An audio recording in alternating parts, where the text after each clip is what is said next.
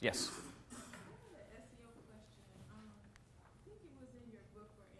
She has an SEO question. All right. In the social media Uh-huh. course, where you said that you should have someone build backlinks consistently.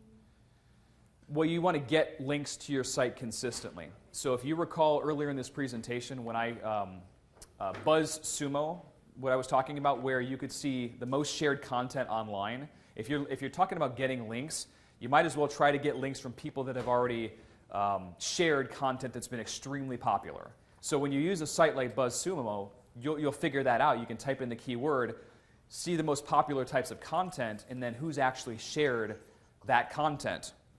Then you can approach those individuals. There's a website called Hrefs. This is a paid website. I don't remember what they charge per month. It's Href, R-E-F-S.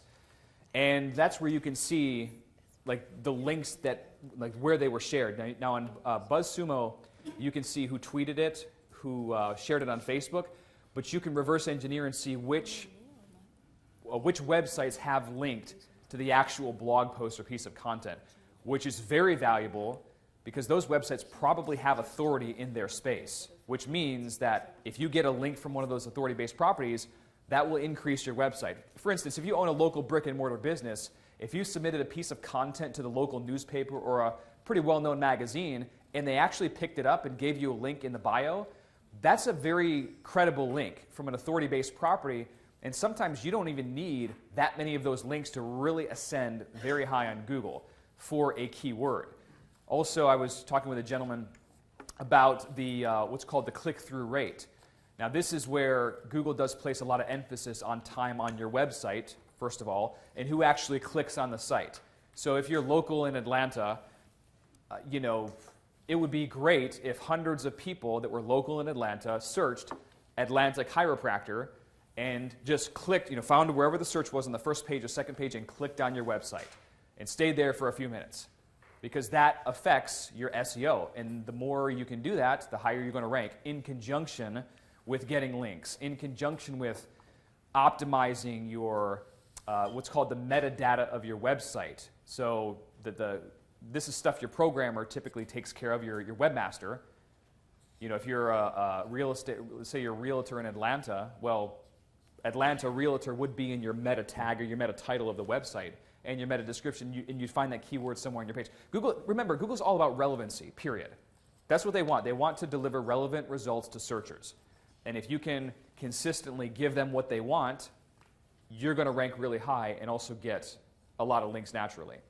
Now, I've also used Facebook to push my blog content out there, but you got to be very careful when you use Facebook just to push, let's say, a blog out there, because the Facebook traffic is not equal to Google traffic. If I'm on Google, I'm searching for a solution to my problem.